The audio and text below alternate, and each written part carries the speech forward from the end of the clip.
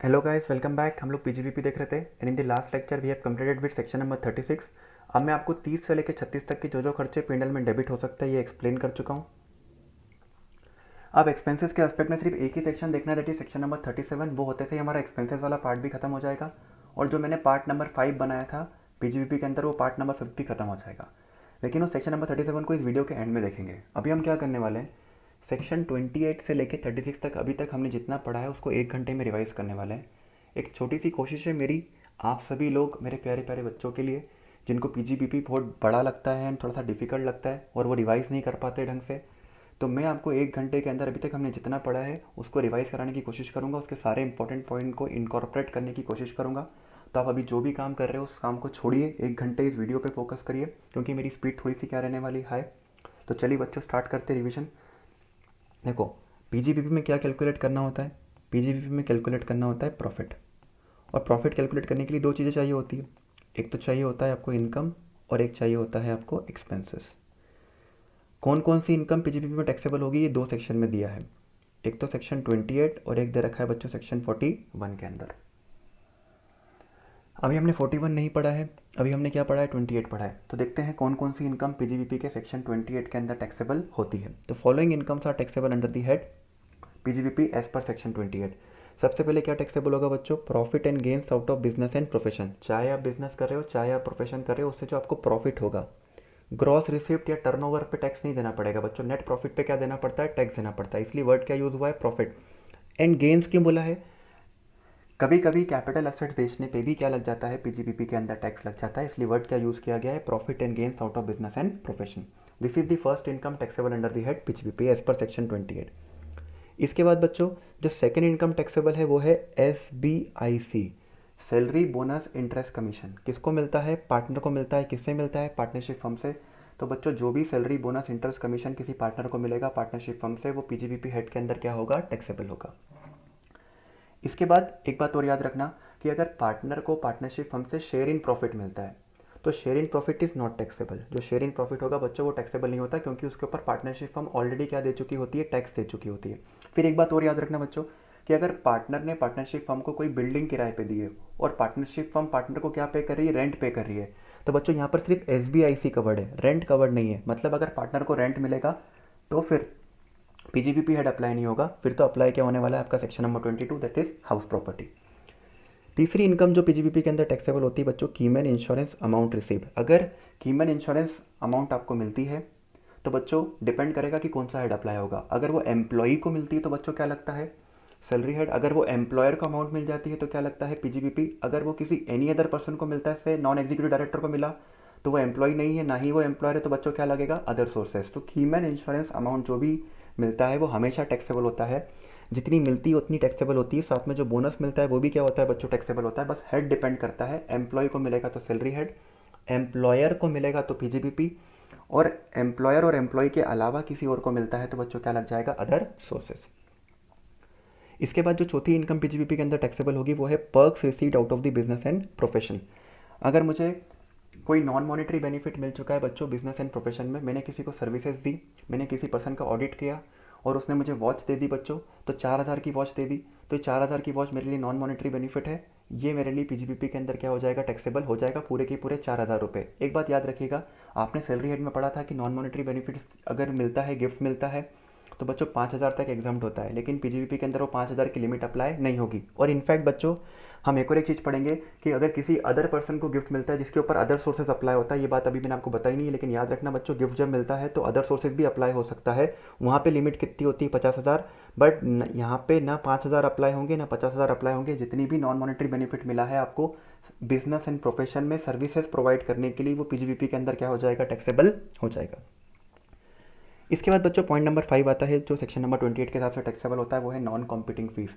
अगर आपने बिजनेस नहीं करने के या प्रोफेशन नहीं करने के लिए कुछ अमाउंट रिसीव करी है तो वो भी कहाँ टैक्सेबल होगा बच्चों, पीजीबीपी के अंदर टैक्सेबल होगा।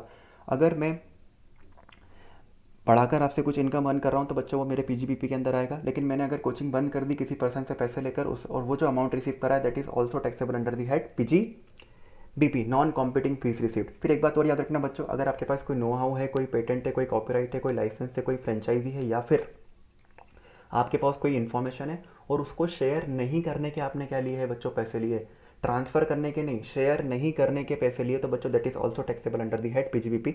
लेकिन अगर आपने लाइसेंस ट्रांसफर कर दिया, जैसे मेरे पास कोई चीज़ का मैन्युफैक्चरिंग लाइसेंस है, मेरे पास अल्कोहल का मैन्युफैक्चरिंग लाइसेंस है, और वो मैन्युफैक्चरिंग लाइसेंस मैंने क्या कर दिया है, ट्रांसफर कर दिया और अमाउंट रिसीव कर दी, तब पीजीबीपी अप्लाई नहीं होगा, तब तो कैपिटल गेन अप्लाई होगा, ये बात ध्यान रखना।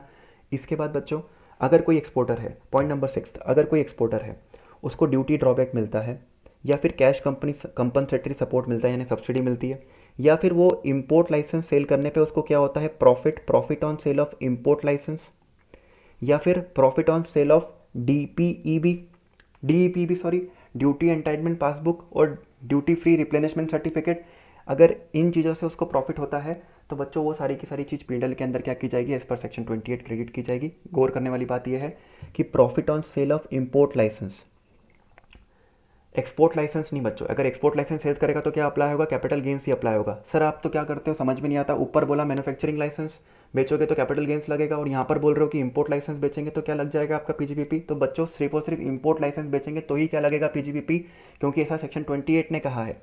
इसके अलावा कोई सा भी लाइसेंस बेच दो, चाहे वो मैन्युफैक्चरिंग लाइसेंस हो चाहे वो एक्सपोर्ट लाइसेंस हो, तो फिर पीजीबीपी अप्लाई नहीं होगा, फिर क्या अप्लाई होने वाला है आपका कैपिटल गेन्स।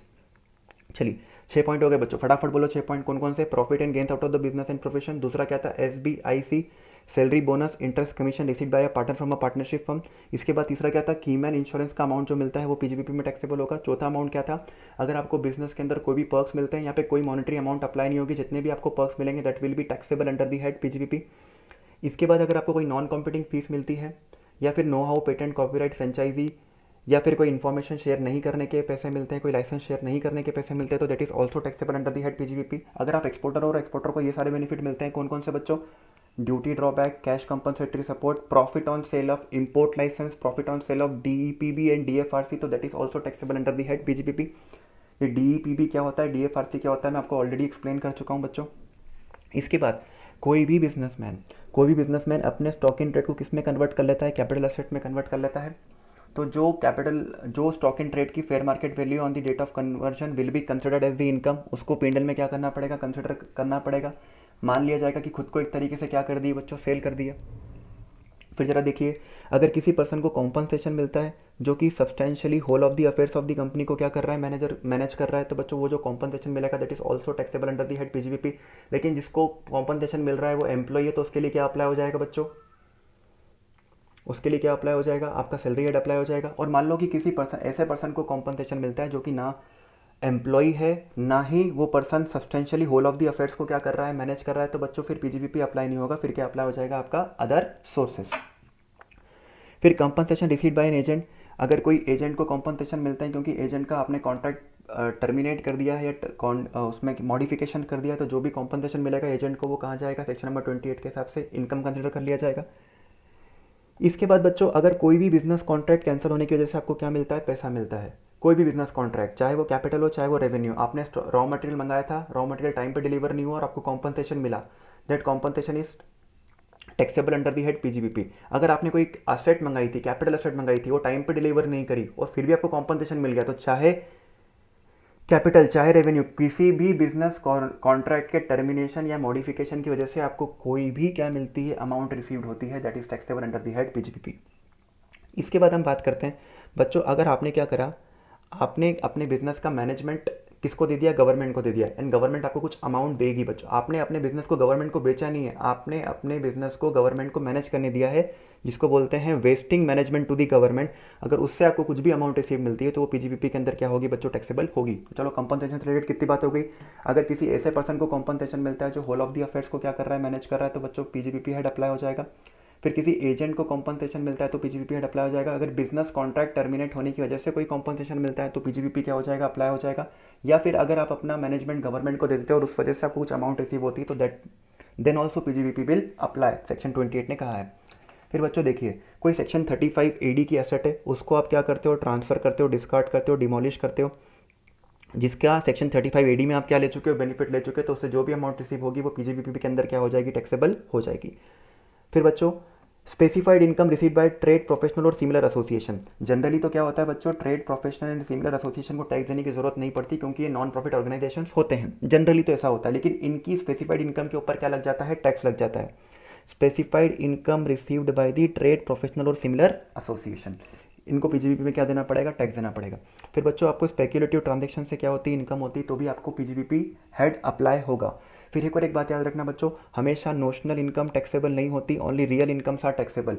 पड़े पड़े आपके स्टॉक की वैल्यू बढ़ जाए, पड़े पड़े आपके शेयर्स की वैल्यू बढ़ जाए तो क्या टैक्स ले लेंगे आपसे, नहीं, notional incomes are not taxable, real incomes are always taxable. ये बात थी बच्चों किसकी, आपके सेक्शन नंबर 28 की। सेक्शन नंबर 28 के बाद हम लोग आ गए थे बच्चों सेक्शन नंबर 29 पे। सेक्शन नंबर 29 ने क्या बोला था, आप इनकम तो कैलकुलेट कर चुके हो, आप इनकम तो कैलकुलेट कर चुके हो, लेकिन आपको क्या कैलकुलेट करना है, प्रॉफिट। तो प्रॉफिट कैलकुलेट करने के लिए अप्लाई सेक्शन 32 लेके 43D, आपको 30 से लेके 43D तक के सेक्शंस क्या करने पड़ेंगे, अप्लाई करने पड़ेंगे। तो चलिए बच्चों अप्लाई करते हैं एक्सपेंसेस के सेक्शन। जो सबसे पहले हमने सेक्शन देखा था एक्सपेंसेस के रेस्पेक्ट में वो था सेक्शन नंबर 30। सेक्शन नंबर 30 था बच्चों, याद करो क्या था, चार चीज़ें। RTRI of what, building, rent, taxes, repair, insurance. अगर इस बिल्डिंग के रेस्पेक्ट में आप चार खर्चा करते हो तो मिडल में क्या कर सकते हो, डेबिट कर सकते हो। अच्छा रेंट, रेंट कौन डेबिट कर पाएगा, सिर्फ और सिर्फ टेनेंट ही डेबिट कर पाएगा, ऑनर रेंट को डेबिट नोशनल बेसिस के ऊपर नहीं कर सकता। रिपेयर्स कितने टाइप के होते हैं, दो टाइप के होते हैं, एक तो होता है बच्चों करंट रिपेयर्स और एक होता है कैपिटल रिपेयर्स। कैपिटल रिपेयर्स पिंडल में डेबिट नहीं किया जा सकता। करंट रिपेयर्स का एक और एक नाम होता है रेवेन्यू रिपेयर्स, या छोटे मोटे रिपेयर्स आप पिंडल में डेबिट कर सकते हो। करंट रिपेयर्स किसी ने भी कराए हो, चाहे ऑनर ने कराए हो, चाहे टेनेंट ने कराए हो, चाहे लेसी ने कराए हो, यानी एनी अदर पर्सन ने कराया हो, कोई फर्क नहीं पड़ेगा, जो भी करंट रिपेयर करवाएगा वो पिंडल में क्या कर सकता है, डेबिट कर सकता है। कैपिटल रिपेयर्स के ऊपर टेंशन लेने की जरूरत नहीं बच्चों। अगर आप ऑनर हो तो कैपिटल रिपेयर्स पर डेप्रिसिएशन कैलकुलेट कर लोगे। अगर आप ऑनर नहीं हो, यानी आप टेनेंट हो या एनी अदर पर्सन हो, फिर भी आपने कैपिटल रिपेयर्स करा दिया है, तो आपने जितना कैपिटल रिपेयर्स कराया है उस पोर्शन को डीम्ड बिल्डिंग मान लिया जाएगा और आपको सेक्शन नंबर 32 के अंदर क्या दे दिया जाएगा, डेप्रिसिएशन दे दिया जाएगा। फिर इसके बाद बच्चों अगर आप ऑनर हो या टेनेंट हो या एनी अदर पर्सन हो और आपने टैक्सेस एंड रेट्स का पेमेंट किया है, municipal taxes and foreign country में उसको रेट्स बोलते हैं, तो बच्चों इसका पेमेंट किया है तो आप मिडल में क्या कर सकते हो, डेबिट कर सकते हो एज पर सेक्शन नंबर 30। अगर आप ऑनर हो, टेनेंट हो या एनी अदर पर्सन हो, अगर आपने बिल्डिंग का इंश्योरेंस प्रीमियम पे करा है तो कोई दिक्कत नहीं है, आप मिडल में एज पर सेक्शन 30 क्या कर सकते हो, डेबिट कर सकते हो। फिर एक बात याद रखना बच्चों, अगर पार्टनरशिप फर्म अपने पार्टनर को उसकी बिल्डिंग यूज़ करने के ऊपर एक रीजनेबल रेंट देती है तो पार्टनरशिप फर्म उस रेंट को अपने पीडल में क्या कर सकती है, डेबिट कर सकती है। आई बात समझ में। अगर आप बिल्डिंग का पर्सनल यूज़ भी कर रहे हैं और बिजनेस यूज़ भी कर रहे हैं तो जितना बिजनेस यूज़ कर रहे हैं उतना ही रेंट आप पीडल में क्या कर पाओगे, डेबिट कर पाओगे। अगर आपने बिल्डिंग रेंट पे ली है बच्चों और आपने सबलेट कर दी है तो जो डिफरेंस रेंट होगा वही क्या होगा, टैक्सेबल होगा। फॉर एग्जांपल मैंने 15,000 रेंट पे लिया और मैंने 5,000 वाला किसी और को सबलेट कर दिया, 5,000 उससे लेता हूँ बच्चों, तो 15,000 माइनस 5,000 मेरे पिंडल में कितना डेबिट किया जाएगा, सिर्फ और सिर्फ 10,000 ही डेबिट किया जाएगा। यहाँ तक क्लियर हुआ बच्चों। This was section number 30। इसके बाद हम लोग आ गए थे सेक्शन नंबर 31 पे। सेक्शन नंबर 31 क्या था, दो खर्चे कवर करता था बच्चों, आर और आई। आर से था रिपेयर्स और आई से था आपका इंश्योरेंस। किसका, दो असेट्स का, प्लांट एंड मशीनरी का एंड फर्नीचर का। अगर आपने क्या कराया है, रिपेयर्स करवाया है प्लांट एंड मशीनरी का और रिपेयर्स कराया है किसका, फर्नीचर का, आपने इंश्योरेंस प्रीमियम पे करी है किसकी, प्लांट एंड मशीनरी की एंड फर्नीचर की, तो आप इंडियन में क्या कर सकते हो, इस पर सेक्शन 31 डेबिट कर सकते हो। Repair insurance of plant and machinery और रिपेयर इंश्योरेंस ऑफ व्हाट बच्चों, फर्नीचर, तो इसको आप इंडियन में क्या कर पाओगे, डेबिट कर पाओगे। अच्छा एक बात और याद रखना बच्चों, रिपेयर्स यहाँ पे भी कैसे होने चाहिए, करंट रिपेयर्स, कैपिटल रिपेयर्स को यहाँ पर डेबिट करने नहीं दिया जाएगा, लेकिन टेंशन की बात नहीं, कैपिटल रिपेयर्स के ऊपर आप ऑनर हो तो डेप्रिसिएशन कैलकुलेट कर ले हुए। अगर आप ऑनर नहीं हो फिर भी आपने कैपिटल रिपेयर्स करा दिया है तो बच्चों डीम्ड प्लांट एंड मशीनरी और डीम्ड फर्नीचर मानकर आपको भी 32 के अंदर क्या दे दिया जाएगा, डेप्रिसिएशन दे दिया जाएगा। गौर करने वाली बात यहाँ पर यह भी थी बच्चों कि rent of plant and machinery and furniture यहाँ पर 31 में कवर्ड नहीं है ना। यहाँ तो रेंट कवर्ड था लेकिन यहाँ पे रेंट कवर्ड नहीं, तो घबराने की जरूरत नहीं बच्चों। एक सेक्शन हम लोग पढ़ेंगे वीडियो के एंड में, दैट इज सेक्शन नंबर 37। वो बोलता है बिजनेस से रिलेटेड कोई भी जेन्युइन खर्चा आप पिंडल में डेबिट कर सकते हो, कोई मनाही नहीं होने वाली। तो rent of plant and machinery and furniture 37 में क्या हो जाएगा बच्चों, कवर्ड हो जाएगा। रही बात प्लांट एंड मशीनरी के ऊपर टैक्सेस एंड रेट्स की, तो आई डोंट थिंक कि बच्चों प्लांट एंड मशीनरी के ऊपर रेट्स एंड टैक्सेस लगते हैं। अगर फिर भी लगेंगे तो कोई दिक्कत नहीं, 37 उसको भी क्या कर लेगा, कवर कर लेगा। चलिए दो खर्चे हो गए बच्चों, एक तो क्या हो गया 30 और एक है आपका 31। इसके बाद हम लोग आ गए थे बच्चों नेक्स्ट सेक्शन के ऊपर, that is section number 32। Section number 32 था आपका डेप्रिसिएशन बच्चों। चलिए डेप्रिसिएशन किसको मिलता है, जो असेट का ऑनर है। ऑनर कैसा होना चाहिए, बेनिफिशियल ऑनर, और ऑनर के पास क्या होनी चाहिए, असेट, और उस असेट का वो क्या करना चाहिए, बिजनेस प्रोफेशन यूज़ करना चाहिए। तीन कंडीशन बच्चों, पहली बात तो असेट हो, उसके बाद असेट के आप क्या हो, ऑनर, लीगल ऑनर की beneficial owner, beneficial owner. For example अगर मैंने बिल्डिंग खरीद ली है, उसकी रजिस्ट्री नहीं हुई है, मैंने पोजेशन ले लिया है, पेमेंट कर दिया, तो बच्चों मैं बेनिफिशियल ऑनर बन चुका हूँ, मैं इस बिल्डिंग के ऊपर डेप्रिसिएशन कैलकुलेट कर लूँगा। और उस बिल्डिंग का क्या यूज़ होना चाहिए, बिजनेस एंड प्रोफेशन में यूज़ होना चाहिए।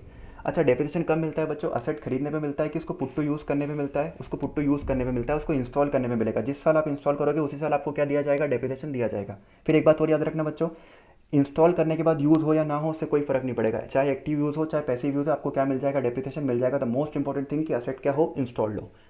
फिर बच्चों अगर हायर परचेस का ट्रांजैक्शन है तो हायर परचेसर को क्या दे दिया जाएगा, डेप्रिसिएशन दे दिया जाएगा। और लेसर और लेसी का ट्रांजैक्शन हो बच्चों, लीज ट्रांजैक्शन हो, तो जो लेसर है वो क्या क्लेम करेगा बच्चों, डेप्रिसिएशन क्लेम करेगा। डेप्रिसिएशन क्लेम करने के लिए असेट को कितने पार्ट में डिवाइड किया गया है बच्चों, 4 पार्ट में डिवाइड किया गया है ना। आई am repeating my words, asset को कितने पार्ट में डिवाइड किया गया, 4 पार्ट में। कौन कौन सी, building, plant and machinery, furnitures and fittings, and fourth है इंटेंजिबल असेट्स। बिल्डिंग का मतलब क्या होता है बच्चों, बिल्डिंग का मतलब होता है जो आप समझते हो बिल्डिंग का मतलब, वो बिल्डिंग तो है ही सही, साथ में टेम्पल भी बिल्डिंग है, रोड भी बिल्डिंग है, ब्रिजेस भी बिल्डिंग है, wells and tube wells, oil well नहीं, पानी के कुएं and tube wells are considered as buildings. I am repeating, temple, road, bridges, wells and tube wells, ये सब भी क्या रहेगी बच्चों, बिल्डिंग रहेगी। चलो बिल्डिंग पे रेट ऑफ डेप्रिसिएशन क्या होता है बच्चों, बिल्डिंग के ऊपर अगर रेजिडेंशियल यूज़ कर रहे हो तो 5%, ऑफिस यूज़ कर रहे हो तो कितना परसेंट, 10%। और अगर आप की कोई टेम्पररी बिल्डिंग है, कोई टेम्पररी वुडन स्ट्रक्चर है, कोई छपरी वपरी आपने बना रखी है अपने प्रीमाइसेस के अंदर, तो बच्चों रेट कितना रहेगा, 40%। और एक बात और याद रखना कि वो जो रोड साइड में इंफ्रास्ट्रक्चर डेवलपमेंट होता है, जैसे मेट्रो बन रही है और वहाँ पर बिल्डिंग और दीवार वगैरह बना दी जाती है बच्चों, कोई कंपनी जैसे L&T वहाँ पर उन्होंने दीवार बना दी, तो वो भी टेम्पररी स्ट्रक्चर है, और उसके ऊपर भी जो रेट ऑफ डेप्रिसिएशन रहेगा वो कितना रहेगा, 40% रहेगा। इसके बाद जो आता है बच्चों सेकंड कैटेगरी थी वो plant and machinery. Plant and machinery के ऊपर रेट क्या होती है जरा देखो। अच्छा पहले प्लांट एंड मशीनरी का मतलब क्या होता है जरा देख लो। जिसको आप प्लांट एंड मशीनरी समझते हो तो प्लांट एंड मशीनरी है ही सही, साथ में books, surgical equipment, ships, vehicle, scientific apparatus, ये सब भी क्या होता है बच्चों, प्लांट एंड मशीनरी कंसिडर किया जाता है। प्लांट एंड मशीनरी के ऊपर रेट क्या रहती है, अगर हम बात करते हैं प्लांट एंड मशीनरी की रेट की, तो 4 रेट लगती है बच्चों, 15%, 20%, 40% एंड 30%। तो पहले अपन देख लेते हैं 20% में कौन कौन आता है, 30 में कौन कौन आता है, 40 में कौन कौन आता है। तो बच्चे हुए सारे लोग कहाँ पर आ जाएंगे, 15% में। प्लांट एंड मशीनरी के ऊपर 20% रेट रहेगी बच्चों कब, जब शिप्स हो, वेसल हो, स्पीड बोट्स हो, कोई सी भी शिप्स हो, वेसल हो, स्पीड बोट्स हो, रेट कितनी रहने वाली, 20%। 30% रेट किसके ऊपर रहने वाली बच्चों, motor car, motor lorry, motor buses, जिसका आप किस में यूज़ करते हो, हायरिंग बिजनेस में यूज़ करते हो। फिर malts used in plastic and rubber factory के ऊपर रेट भी कितनी रहेगी, 30%। और अगर कोई प्लांट को आप इंस्टॉल कर रहे हो कहाँ पर, सेमीकंडक्टर यूनिट के अंदर, तब भी रेट कितनी रहेगी, 30%। इसके बाद रेट रहने वाली बच्चों 40%। 40% रेट रहेगी आपके कंप्यूटर्स पे, सॉफ्ट कंप्यूटर के including software, printer and scanner. Life saving equipment पे भी रेट रहने वाली है 40%। एनर्जी सेविंग इक्विपमेंट पे भी रेट रहेगी 40%। विंड मिल अगर 1 अप्रैल 14 या उसके बाद से इंस्टॉल किया तो बच्चों रेट कितनी रहेगी, 40%। पॉल्यूशन कंट्रोल इक्विपमेंट के ऊपर रेट कितनी रहेगी, 40%। एरोप्लेन्स के ऊपर रेट कितनी रहेगी, 40%। एरोप्लेन वाली बात इंपॉर्टेंट है, एरोप्लेन पे 40% है और शिप्स पे कितनी है, 20%। इन सबको छोड़ दो बच्चों, तो जो भी रेट रहेगी वो कितनी रहेगी, general rate plant and machinery के ऊपर होती है 15%। अच्छा प्लांट एंड मशीनरी के अंदर एक और एक बात याद रखना बच्चों, ऑयल वेल्स भी होते हैं प्लांट एंड मशीनरी के अंदर, उनकी रेट कितनी होती है, 15%। नॉर्मल मोटर कार जिसका मैं अपने बिजनेस एंड प्रोफेशन में यूज़ कर रहा हूँ, हायरिंग बिजनेस में यूज़ नहीं हो रहा है, तो रेट कितनी रहने वाली है, 15%। मोबाइल फोन EPBX बच्चों इसकी रेट भी कितनी रहने वाली है, 15% ही रहने वाली है। कंप्यूटर मान के 40% मत कर देना। आई बात समझ में। फर्नीचर एंड फिटिंग्स की जो रेट होती है वो कितनी होती है, 10%। एंड इंटेंजिबल की रेट कितनी होती है बच्चों, 25%। यहाँ तक बात आई थी बच्चों समझ में। इसके बाद चलो इधर देखो, इसके बाद मुझे बताओ कि डेप्रिसिएशन कैलकुलेट करने के लिए कौन सी मेथड होती है। डेप्रिसिएशन कैलकुलेट करने के लिए कौन सी मेथड होती है, WDV या SLM। जनरली तो WDV।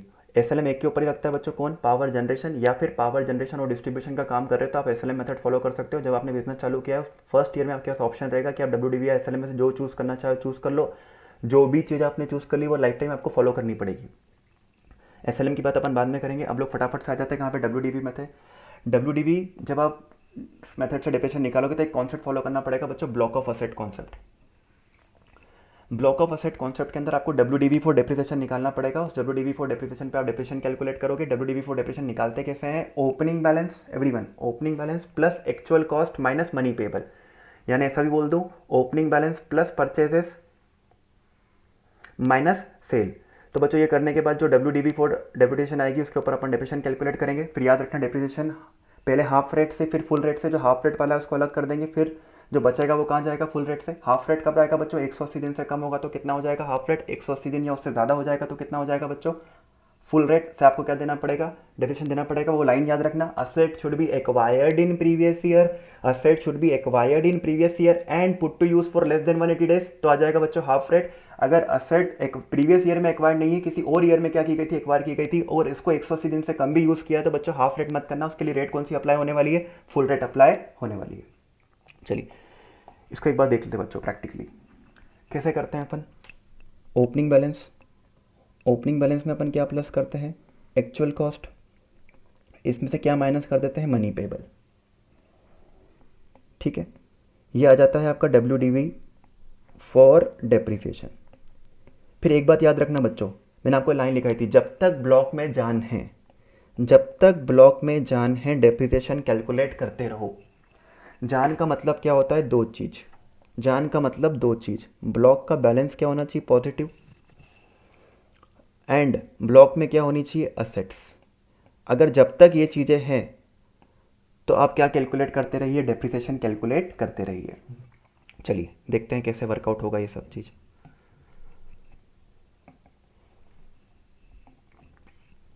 ओपनिंग बैलेंस है आपके पास, ओपनिंग बैलेंस है 3 लाख और ये 4 मशीन का है। एक्चुअल कॉस्ट, आपने कुछ चीज़ परचेस करी होगी बच्चों, एक्चुअल कॉस्ट ये आपने परचेस करी 1 नवंबर को 2 लाख, और कितनी असेट परचेस करी है, एक असेट परचेस करी है। फिर आपने कुछ सेल भी कर दिया, that is called as the money payable. अब मनी पेबल जो है बच्चों, आपने 4 लाख का सेल कर दिया और आपने कितनी असेट सेल कर दी, 4 असेट सेल कर दी, तो ये मैंने माइनस में लिख दिया। तो अब ज़रा देखिए असेट कितनी थी, 4 + 1 5, और 5 में से 4 चले गया तो कितना बचा बच्चों, 1। तो अभी असेट तो है। अब देखो WDV पॉजिटिव है क्या, 3 + 2 कितना होता है बच्चों, 5, और 5 में से 4 गया तो कितना बचेगा बच्चों, 1। तो WDV क्या है बच्चों, पॉजिटिव है, और ब्लॉक में क्या है, असेट है, मतलब ब्लॉक में जान है। आपको अभी डेप्रिसिएशन कैलकुलेट करना है। डेप्रिसिएशन कैलकुलेट करना है तो सर अब क्या करेंगे, इस 1 लाख को पहले बाइफरकेट करो, हाफ रेट में और फुल रेट में। तो पहले हाफ रेट में, अब हाफ रेट यानी 1 नवंबर वाला क्या होगा बच्चों, हाफ रेट। अब यूं तो वो 2 लाख का था, लेकिन बचा ही कितना, 1 लाख पे, तो अपन 1 लाख पे ही क्या कैलकुलेट कर पाएंगे, डेप्रिसिएशन कैलकुलेट कर पाएंगे हाफ रेट से। और से ये प्लांट एंड मशीनरी है तो अपन कितना कर देंगे, 7.5%। तो 1 लाख का 7.5% क्या हो जाएगा बच्चों, आपका डेप्रीसिएशन। चलिए अगर यहाँ पर ऐसा लिखा होता बच्चों, यहाँ पर ऐसा लिखा होता कि मैंने 4 असेट सेल कर दी है, 4 असेट सेल कर दी है 1 लाख में, तो होता क्या, असेट कितनी बचती, 1 ही बचती, और यहाँ पे बैलेंस कितना बचता, 3 + 2 5 में से 1 गए तो कितना बचता, 4। तो 4 को पहले हाफ रेट में, तो हाफ रेट अब यहाँ पूरा अवेलेबल है अपने पास, 2 लाख कर देंगे, और यहाँ पर कितना अवेलेबल होगा बच्चा, बचा हुआ फुल रेट। तो यहाँ पर आएगा 7.5% और यहाँ पर कितना आ जाएगा, 15%। इस तरीके से डिप्रेशन कैलकुलेट करना है। तो जब तक ब्लॉक में बैलेंस पॉजिटिव हो एंड असेट, तो आप डिप्रेशन कैलकुलेट करते रहिए। फिर ज़रा ध्यान से देखिए बच्चों, अब मैं क्या करता हूँ कि यहाँ पर जो मनी पेबल है, 4 असेट बेची और 4 असेट बेच दी मैंने 6 लाख में, 4 असेट बेच दी 6 लाख में, तो यहाँ पर आ जाएगा बच्चों 1 लाख नेगेटिव। कैसे आया, 3 + 2 5, और 5 में से 6 गए तो बच्चों कितना आ जाएगा, 1 लाख नेगेटिव। तो अब मैं डेप्रिसिएशन नहीं कैलकुलेट कर पाऊंगा, ब्लॉक में जान नहीं है। जान के लिए दोनों कंडीशन होना चाहिए, balance positive and asset. Asset तो है लेकिन बैलेंस पॉजिटिव नहीं है, तो सर इसको क्या बोलेंगे, दिमाग लगाओ बच्चों। ये 6 लाख आपको सेल की मिल गए ना, तो ये सेल ज़्यादा मिले तो मतलब ये जो नेगेटिव में आ रहा है ये आपके लिए क्या है, गेंस है, इसको बोलेंगे कैपिटल गेंस। और बच्चों इसका एक और एक नाम होता है शॉर्ट टर्म कैपिटल गेंस। तो ना शॉर्ट टर्म कैपिटल गेंस क्यों बोला बच्चों, ये शॉर्ट टर्म गेंस होते क्या है ये अपन कैपिटल गेंस में समझेंगे, लेकिन अभी याद रख लेना इसको क्या बोलते हैं, कैपिटल गेंस, या फिर इसको बोलेंगे अपन short term capital gains. Short term क्यों बोला मैं आपको बाद में बता दूंगा कैपिटल गेंस में। फिर ज़रा समझिए, अगर 6 लाख की रखता हूँ बच्चों, 6 लाख की रखता हूँ और यहाँ पर 5 असेट कर देता हूँ, कितनी असेट कर देता हूँ, 5। यहाँ पे असेट कितनी हो गई, 0। बच्चों कोई फ़र्क नहीं पड़ता यहाँ असेट बचे या असेट ना बचे, लेकिन अगर ये नेगेटिव आ गया ना तो इसको क्या बोलेंगे, कैपिटल गेंस। बात खत्म हो गई। ये हमेशा रहेगा बच्चों कैपिटल गेंस, और इसका नाम रहेगा short term capital gains. Block में असेट हो या ना हो, 0 हो, कोई फर्क नहीं पड़ता। सर असेट कभी नेगेटिव नहीं होगी, असेट या तो पॉजिटिव रहेगी या तो क्या रहेगी बच्चों, 0। ब्लॉक में असेट रहे या ना रहे कोई फर्क नहीं पड़ेगा, अगर बैलेंस नेगेटिव आ गया तो उसको क्या बोलेंगे बच्चों, कैपिटल गेंस। फिर मेरे प्यारे बच्चों इधर देखो, इधर देखो, आपने 5 की 5 असेट बेच दी, 5 की 5 एसेट बेच दी और यहाँ पर आपको पैसे मिले हैं 3 लाख रुपए। पैसे कितने मिले हैं? 3 लाख। तो ये हो गई एसेट ज़ीरो। 3 + 2 होगा 5, 5 में से 3 गए तो कितना बचेगा बच्चों? 2 लाख। तो ब्लॉक में बैलेंस तो पॉजिटिव है लेकिन असेट क्या हो चुकी है? ज़ीरो। जब ये भी पॉजिटिव हो और ये भी पॉजिटिव तो हो तो आप क्या कर सकते हो, यानी ब्लॉक में असेट हो और ब्लॉक का बैलेंस पॉजिटिव हो तो ही डेप्रिसिएशन कैलकुलेट कर सकते हो, लेकिन असेट तो हो गई ज़ीरो, आप डेप्रिसिएशन कैलकुलेट नहीं कर पाएंगे। तो बच्चों ये क्या, इस 2 लाख को क्या बोलूँगा? देखो 5 लाख मेरी कॉस्ट थी और मुझे कितने मिले? 3 लाख ही मिले, मतलब 2 लाख का मुझे क्या हो चुका है? नुकसान। पॉजिटिव आएगा तो क्या बोलेंगे? नुकसान। इसको बोलेंगे कैपिटल लॉस। और एक नाम होता है बच्चों short term capital loss. Short term क्यों बोल रहे हैं? इसको बोलते ही शॉर्ट टर्म कैपिटल लॉस है। जब भी 50A के अंदर कोई गेम्स या लॉस होता है तो बच्चों उसको शॉर्ट टर्म ही बोलते हैं। 50A जब हम एक बार और पढ़ेंगे कैपिटल गेम्स के अंदर तब मैं आपको फिर से रिकैप करा दूंगा। तो ठीक है बच्चों, यहाँ पे मैंने आपको डेप्रिसिएशन कैलकुलेट करना सिखा दिया है।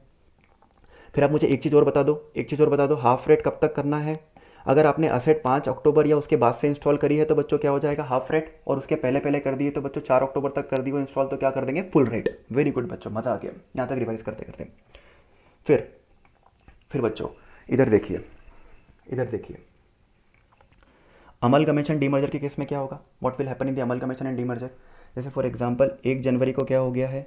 अमलगमेशन हो चुका है। तो व्हाट यू विल डू, 1 अप्रैल से लेके 31 दिसंबर तक का जो भी डेप्रिसिएशन होगा वो किसको दिया जाएगा? पुरानी कंपनी को जिसका अमलगमेशन हुआ है। और 1 जनवरी से लेकर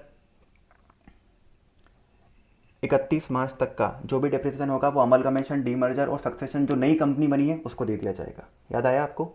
फिर एक बात और याद रखना बच्चों, अगर आप असेट का क्या कर रहे हैं? ऑफिस यूज़ भी करते हैं, पर्सनल यूज़ भी करते हैं। फॉर एग्जांपल आपके पास कार है 3 लाख की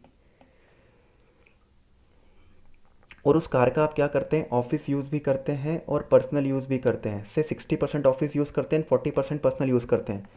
कार का जो डेप्रिसिएशन बनेगा बच्चों कितना बनता है? अपन हायरिंग बिजनेस तो नहीं है, अपन तो अपने बिजनेस में यूज़ कर रहे हैं, तो 3 लाख का 15% करोगे और डेप्रिसिएशन कितना आएगा? इसका 60% भी करना पड़ेगा। जितना ऑफिस यूज़ है उतना ही आपको क्या मिलेगा? डेप्रिसिएशन मिलेगा। तो बच्चों और एक बात याद रखना, डब्ल्यू में से माइनस कितना करोगे? डब्ल्यू में से माइनस करोगे,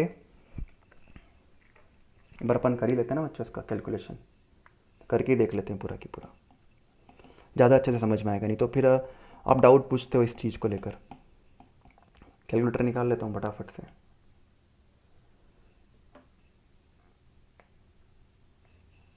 चलिए देखो बच्चों, कार का बैलेंस कितना है? 3 लाख। और मान लो पूरे साल भर मैंने यूज़ करी है, 15% डेप्रिसिएशन मिलता है कार के ऊपर। तो 3 लाख का 15 डिवाइडेड बाय 100 करूँगा तो कितना आ जाएगा? 45,000। डेप्रिसिएशन कितना हो गया? 45,000। लेकिन ऐसा बोल दिया क्वेश्चन ने कि 60% क्या करता है? वो ऑफिस यूज़ करता है, 40% क्या करता है? पर्सनल यूज़ करता है। तो 45,000 का कितना अलाउ किया जाएगा? सिर्फ और सिर्फ 45,000 का 60%। ये तो 15% कम मिलता है जब पूरा की पूरा ऑफिस यूज़ हो, लेकिन आपने जो पर्सनल यूज़ कर लिया है वो माइनस करेंगे। तो 45,000 का 60% ही मिलेगा बच्चों, इंटू 60 डिवाइडेड बाय 100, ये बात आएगा 27,000। अब मेरे प्यारे बच्चों ज़रा मुझे बताओ, जो ब्लॉक की मैं डब्ल्यू निकालूंगा ना, क्लोजिंग डब्ल्यू, उसमें से मैं 3 लाख में से मैं 45,000 माइनस करूँगा कि 27,000 माइनस करूँगा? तो बच्चों 27,000 ही क्या करूँगा? माइनस करूँगा। जो डेप्रिसिएशन एक्चुअली अलाउड होते हैं वही क्या करते हैं? माइनस करते हैं। तो 27,000 में से मैं कितना माइनस कर दूंगा? 3 लाख। तो बचेगा कितना? 273,000। अगली बार मुझे डेप्रिसिएशन किस पे मिलेगा? 273,000 पे। तो 273,000 का कितना करना पड़ेगा? 15 डिवाइडेड बाय 100। तो ये आ जाएगा बच्चों कितना? 40950। लेकिन ये तो पूरा डेप्रिसिएशन है। आपने कितना यूज़ करा है बच्चों? 60% ऑफिस यूज़ किया तो 60% ही दिया जाएगा। तो 40950 का कितना करना पड़ेगा? 60% इंटू 60 डिवाइडेड बाय 100। तो ये आएगा बच्चों कितना? 24,570। अब मुझे बताओ मैं 273 में से माइनस कितना करूँगा? 49,500 में से। भाई लॉजिक नहीं अप्लाई करना है, लॉजिक अगर अप्लाई करने का तो यही माइनस होना चाहिए, क्योंकि जो डेप्रिसिएशन है वो वही माइनस होना चाहिए। लेकिन जो एक्चुअली अलाउड होता है वही इनकम टैक्स बोलता है कि माइनस करो। तो अलाउ कितना होता है? 24,570। तो इतना ही क्या किया जाएगा बच्चों? माइनस किया जाएगा। ठीक है, तो ये हमने बात देखी बच्चों, डेप्रिसिएशन किस तरीके से कैलकुलेट किया जाता है। फिर हम बात कर लेते हैं, बच्चों एडिशनल डेप्रिसिएशन की। आ जाओ ऊपर अब। हाँ, अब अपन किसकी बात कर लेते हैं? एडिशनल डेप्रिसिएशन की। एडिशनल डेप्रिसिएशन मिलता है बच्चों, किसको मिलता है एडिशनल डेप्रिसिएशन? एडिशनल डेप्रिसिएशन सिर्फ और सिर्फ माँ को मिलता है, माँ को मिलेगा। और एडिशनल डेप्रिसिएशन किस पे मिलता है? एक्चुअल कॉस्ट पे मिलता है। और माँ को तभी मिलता है जब MA eligible plant and machinery purchase करे। माँ यानी कौन होता है बच्चों? Manufacturing assessee. Eligible plant and machinery का मतलब क्या होता है? सारी plant and machinery except second hand plant and machinery, office equipment, residential, farm house, guest house में जो इंस्टॉल होंगे उनको छोड़ देना। इसके बाद road transport vehicle, ships, aircraft को इंक्लूड मत करना, और ऐसी कोई सी भी एसेट इंक्लूड मत करना जिसके ऊपर एक ही बार में 100% डेप्रिसिएशन मिल जाता है। फॉर एग्जांपल सेक्शन 35 की एसेट, या फिर स्पेसिफाइड बिजनेस की असेट, साइंटिफिक रिसर्च की या स्पेसिफाइड बिजनेस की असेट को आप कंसिडर नहीं करोगे, उसके ऊपर एक्चुअल उस पर एडिशनल डेप्रिसिएशन नहीं दिया जाएगा। आई बात समझ में? एडिशनल डेप्रिसिएशन एक्चुअल कॉस्ट पे दिया जाता है, और किस रेट से दिया जाता है? 20% या 35%। अगर आप वेप्टा में हो, वेप्टा का मतलब होता है वेस्ट बंगाल, बिहार, तेलंगाना, आंध्र प्रदेश, तो बच्चों वहाँ पर आपको कितना डेप्रिसिएशन मिलेगा?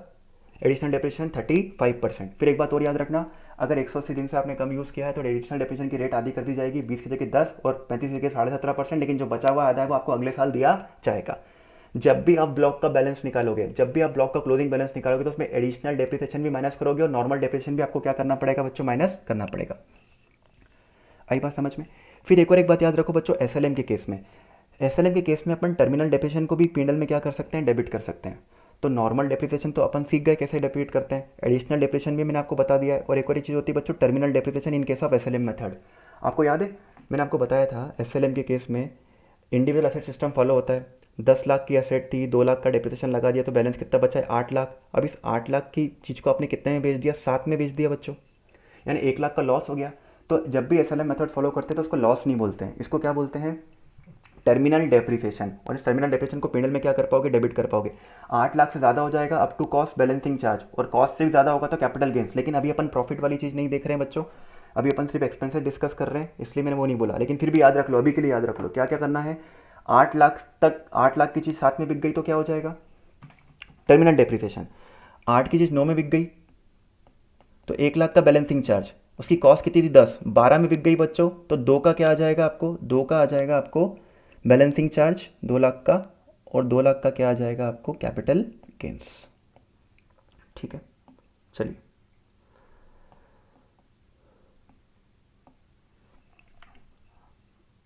ये बात थी बच्चों एडिशनल डेप्रिसिएशन और नॉर्मल डेप्रिसिएशन की। इसके बाद टर्मिनल डेप्रिसिएशन में हम लोगों ने देख लिया, साथ में बैलेंसिंग चार्ज भी थोड़ा बहुत डिस्कस कर लिया, और कैपिटल गेन्स कब होता है वो भी हमने देख लिया है। इसके बाद बच्चों बात आती है सेक्शन नंबर 32 AD की। Section number 32 AD। अच्छा, 32 के अंदर अपन एक चीज़ और रिवाइज कर लेते हैं बच्चों, actual cost in some special cases. फटाफट से actual cost in special cases, section 43 subsection 1। अगर आपने कोई असेट खरीदने से लेके खर्चे किए हैं बच्चों, तो असेट को एक्वायर करने से लेके इंस्टॉल करने तक के जितनी भी खर्चे हैं वो असेट की कॉस्ट में आपको क्या करना है? ऐड करना है। दूसरी चीज़ थी, अगर आपको कैपिटल असेट से रिलेटेड कोई सब्सिडी मिलती है तो वो सब्सिडी को आपको असेट की कॉस्ट में से क्या करना पड़ जाएगा? माइनस करना पड़ जाएगा। अगर रेवेन्यू सब्सिडी मिलती है तो बच्चों पीएनएल में डायरेक्टली क्रेडिट कर देना, अगर कैपिटल सब्सिडी मिलती है तो असेट की कॉस्ट में से आप क्या करोगे? माइनस करोगे। फिर अगर आपने असेट खरीदने के लिए कोई लोन लिया है, तो जब से आपने लोन लिया है तब से असेट इंस्टॉल होगी, पुट टू यूज़ होगी, जब तक का जो भी इंटरेस्ट बनेगा वो पीएनएल में क्रेडिट नहीं, पीएनएल में डेबिट नहीं होगा बच्चों, वो असेट की कॉस्ट में क्या करना पड़ेगा? आपको ऐड करना पड़ेगा। तो अगर आपने असेट खरीदने के रेस्पेक्ट में लोन लिया है तो असेट एक्वायर करने से लेके असेट को पुट टू यूज़ करने तक का जो भी इंटरेस्ट होगा वो असेट की कॉस्ट में क्या किया जाएगा? ऐड किया जाएगा। इसके बाद अगर आपने कोई टैक्सेस का पेमेंट किया, उसके ऊपर आपको क्रेडिट मिलती है तो वो कॉस्ट का पार्ट नहीं बनेगा। अगर क्रेडिट नहीं मिलती है तो उसको कॉस्ट में क्या करना पड़ जाएगा बच्चों? ऐड करना पड़ जाएगा। फिर इसके बाद अगर हम बात करते हैं साइंटिफिक रिसर्च की एसेट और स्पेसिफाइड बिजनेस की एसेट की कॉस्ट क्या रहती है बच्चों? नील रहती है, क्योंकि उनको उन सेक्शन में क्या मिल जाता है? बेनिफिट मिल जाता है। तो फिर यहाँ पर एक्चुअल कॉस्ट उनकी क्या कंसिडर कर ली जाती है? नील कंसिडर कर ली जाती है। फिर जरा इंपॉर्टेंट पॉइंट है बच्चों, पॉइंट नंबर 6। अगर आपके पास कोई बिल्डिंग है जिसका आप पर्सनल यूज़ कर रहे हैं, उस बिल्डिंग को आप कन्वर्ट कर लेते हो बच्चों किसके अंदर? बिजनेस यूज़ के अंदर, तो उस बिल्डिंग की जो एक्चुअल कॉस्ट होगी वो क्या होगी? Actual cost will be the actual cost of that building जो आपने जितने में खरीदी थी माइनस नोशनल डेप्रिसिएशन। आपको नोशनल डेप्रिसिएशन क्या करना पड़ जाएगा? माइनस करना पड़ जाएगा। मान लो कि वो बिल्डिंग का क्या हो रहा है, शुरू से बिजनेस यूज होता, तो जितना डेप्रिसिएशन बनता है वो माइनस कर दोगे, और जो फिर वैल्यू बचेगी वो आपकी एक्चुअल कॉस्ट कंसिडर कर दी जाएगी। लेकिन ये वाला पॉइंट किसी और असेट के ऊपर अप्लाई नहीं होगा। नोशनल डेप्रिसिएशन किसी और असेट पे माइनस नहीं करना है। मतलब अगर आपकी कार है और कार का आप पर्सनल यूज कर रहे थे और कार को आपने बिजनेस यूज में कन्वर्ट कर लिया, तो बच्चों जो एक्चुअल कॉस्ट होगी कार की, जैसे कार आपने 10 साल पहले 8 लाख में खरीदी थी, तो 8 लाख में से कोई नोशनल डेप्रिसिएशन माइनस करने की जरूरत नहीं। जो 8 लाख रहेगी वही क्या रहेगी बच्चों? एक एक्चुअल कॉस्ट आपकी कंसिडर कर ली जाएगी। फिर पॉइंट नंबर 7 क्या होता है बच्चों? आपके पास कोई असेट नहीं, लेकिन आपको असेट गिफ्ट में मिलती है, विल में मिलती है, इनहेरिटेंस में मिलती है, तो उसकी एक्चुअल कॉस्ट क्या होगी? उसकी एक्चुअल कॉस्ट होगी actual cost minus depreciation actually allowed. उस पर्सन ने जितने में खरीदा होगा उसकी एक्चुअल कॉस्ट और उसको जो डेप्रिसिएशन एक्चुअली में मिला है। अब उसको डेप्रिसिएशन एक्चुअली में कब मिलेगा बच्चों? जिसने गिफ्ट दिया है उसको डेप्रिसिएशन कब मिलेगा? जब उसने बिजनेस यूज किया होगा। अगर उसने बिजनेस यूज किया और उसने बिजनेस में जितना डेप्रिसिएशन क्लेम किया होगा वो हम क्या कर देंगे? माइनस कर देंगे। जो अमाउंट बचेगी वो अपने लिए क्या बन जाएगी बच्चों? Actual cost. अगर उसने बिजनेस यूज नहीं करा है तो मतलब उसको डेप्रिसिएशन नहीं दिया गया होगा। डेप्रिसिएशन नहीं दिया गया होगा तो बच्चों फिर जो प्राइस पे उसने खरीदा था वही क्या बन जाएगी? आपकी एक्चुअल कॉस्ट। फिर अगर आप कोई सेकंड हैंड असेट खरीदते हैं तो बच्चों in case of second hand asset AO में decide the actual cost with the prior approval of joint commissioner. मतलब असेसिंग ऑफिसर के पास पावर होता है कि सेकंड हैंड असेट की कॉस्ट वो क्या कर सकता है? डिसाइड कर सकता है with the prior approval of joint commissioner. आपका मेन मोटिव अगर ट्रांजेक्शन का ये है कि जिसको बेचा है उसको हायर डेप्रिसिएशन देना है, जानबूझ के कॉस्ट आप ज़्यादा दिखा रहे हो जिससे कि डेप्रिसिएशन ज़्यादा क्लेम करना चाहते हो, तो बच्चों एओ में decide the actual cost with the prior approval of joint commissioner. इसके बाद बच्चों असेट आपके पास थी, घूम फिर के वापस आपके पास आ चुकी है, तो इन केस ऑफ री acquired asset actual cost will B, आपने जब ओरिजिनल टाइम पे ट्रांसफर करी थी उसके टाइम पे जो डब्ल्यू थी और जो री एक्वायर्ड प्राइस है which ever is lower. For example बच्चों वो रावण और कंस वाला आपको याद होगा। राहुल के पास जो प्लांट एंड मशीनरी की डब्ल्यू चल रही थी वो 5 लाख चल रही थी। राहुल ने रावण को दिया, रावण ने कंस को दिया, कंस ने कृष्ण को दिया, कृष्ण ने राम को दिया और राम ने बच्चों फिर किसको दे दिया? राहुल को दे दिया 25 लाख पे। तो बच्चों यार तुमने जो असेट की वैल्यू 5 लाख चल रही थी घुमा फिरा कर कितनी दिखा दी है? 25 लाख दिखा दी और राहुल अब 25 पे डेप्रिसिएशन क्लेम करेगा। तो बच्चों ये तो गलत हो गया। वैल्यू क्या रहेगी? W at the time of original transfer. जो राहुल ने ओरिजिनल टाइम पे जो ट्रांसफर किया था जो डब्ल्यू कितनी थी? 5 लाख और 25 lakh which ever is lower. तो 25 लाख और 5 लाख, तो आंसर क्या आ जाएगा बच्चों? 5 लाख। अगर राहुल ने रिक्वायर कितने पे करा होता बच्चों? 2 लाख पे ही करा होता, तो फिर अपन क्या करते? 5 लाख और 2 लाख। अब इनकम टैक्स को कोई प्रॉब्लम नहीं, तुम कम पे रिक्वायर कर रहे हो तो कोई दिक्कत नहीं, ज़्यादा पे रिक्वायर कर रहे हो तो फिर वो क्या कर देंगे? ओरिजिनल डब्ल्यू और required price which ever is lower. चलिए फिर इसके बाद बच्चों in case of lease back transaction actual cost will B W of the transfer. Lease back transaction का मतलब क्या होता है? राहुल के पास असेट है 5 लाख, उसका डब्ल्यू चल रहा है। राहुल ने क्या कर दिया? वो चीज़ शाम को दे दी बच्चों, और शाम से वापस लीज में ले ली। शाम को अब राहुल ने जो असेट ट्रांसफ़र करी शाम को वो करी थी 10 लाख में, अब शाम को देके शाम से वापस लीज पे ले ली। तो असेट का कौन यूज़ कर रहा है बच्चों? राहुल यूज़ कर रहा है। अब शाम क्या बन चुका है? लेसर बन चुका है। अब शाम किस पे डेप्रिसिएशन कैलकुलेट करेगा? 10 पे। तो इनकम टैक्स वाले बोले ये थोड़ी चलेगा, असेट तो कौन यूज़ कर रहा है? राहुल ही यूज़ कर रहा है, बस उसने शाम को बेनिफिट पहुंचाने के लिए असेट कितने पे ट्रांसफर कर दी? 10 पे। तो बच्चों ये बोला गया है इन केस लीज बैक, इसको बोलते हैं बच्चों lease back transaction. In case of lease back transaction the actual cost will B W of the transferor. मतलब शाम के केस में जो एक्चुअल कॉस्ट ली जाएगी वो कितनी ली जाएगी? 10 लाख नहीं ली जाएगी, शाम के केस में वही कॉस्ट ली जाएगी जो किसके हाथ में थी? राहुल के हाथ में थी, यानी डब्ल्यू ऑफ द ट्रांसफरर। फिर बच्चों in case of holding subsidiary, यहाँ पे 100% होल्डिंग सब्सिडरी है, या अमलगमेशन, डीमर्जर या corporatisation of stock exchange, actual cost will B W if the transfer has not taken place. Holding subsidiary के case में क्या होगा बच्चों? अगर ये होल्डिंग कंपनी और सब्सिडरी कंपनी है और 100% होल्डिंग सब्सिडरी बच्चों, और क्या किया है? होल्डिंग कंपनी ने असेट ट्रांसफर करी है किसको? सब्सिडरी कंपनी को। तो सब्सिडरी कंपनी के केस में एक्चुअल कॉस्ट क्या होगी? मान लो कि ट्रांसफर नहीं हुआ होता, तो ट्रांसफर नहीं हुआ होता मतलब जो होल्डिंग कंपनी के हैंड में कॉस्ट है वही किसके हैंड में एक्चुअल कॉस्ट कंसिडर करी जाएगी? सब्सिडरी कंपनी के हैंड में एक्चुअल कॉस्ट कंसिडर करी जाएगी। ये बात किस में अप्लाई होने वाली? अमलगमेशन में भी अप्लाई होगी, डीमर्जर में अप्लाई होगी, और कॉर्पोरेटाइजेशन ऑफ स्टॉक एक्सचेंज के अंदर भी सेम बात अप्लाई होगी। तो बच्चों ये बात थी एक्चुअल कॉस्ट के रेस्पेक्ट में। अब लोग हम आ जाते हैं बच्चों, डेप्रिसिएशन हमारा कंप्लीट हो गया है, सेक्शन 30 भी हो चुका है, सेक्शन नंबर 31 भी हो चुका है, सेक्शन नंबर 32 भी हो चुका है। अब हम बात करते हैं बच्चों इन्वेस्टमेंट अलाउंस की। इन्वेस्टमेंट अलाउंस किसको मिलता है? इन्वेस्टमेंट अलाउंस माँ को मिलता है। माँ का मतलब होता है मैन्युफैक्चरिंग असेसी, और वो क्या परचेस कर रहे हैं? Eligible plant and machinery. Eligible plant and machinery वही जो अपन ने कहाँ देखा था? एडिशनल डेप्रिसिएशन के टाइम पर देखा था। कहाँ परचेस करते हैं बच्चों? वेप्टा में परचेस करते हैं। वेस्ट बंगाल, बिहार, तेलंगाना एंड आंध्र प्रदेश में परचेस कर रहे हैं। प्लांट एंड मशीनरी परचेस करें तो उनको इन्वेस्टमेंट अलाउंस मिलेगा। कितना मिलेगा? एक्चुअल कॉस्ट का 15%।